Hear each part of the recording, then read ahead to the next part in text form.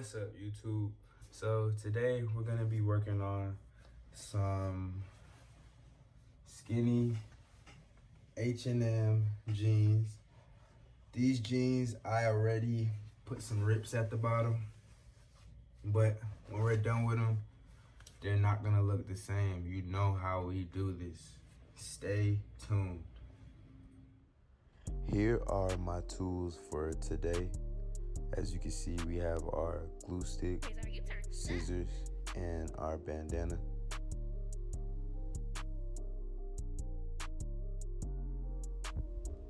To begin the split process of the jeans, I decided to cut my first bandana straight down the middle, as you can see. Here is my layout of the bandana on top of the jeans before I glue it down. This is how your front should look when you're doing the split process.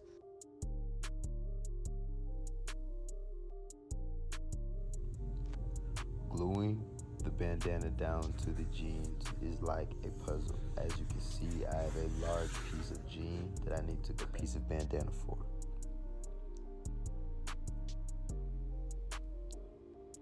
I take my bandana, I cut through the middle,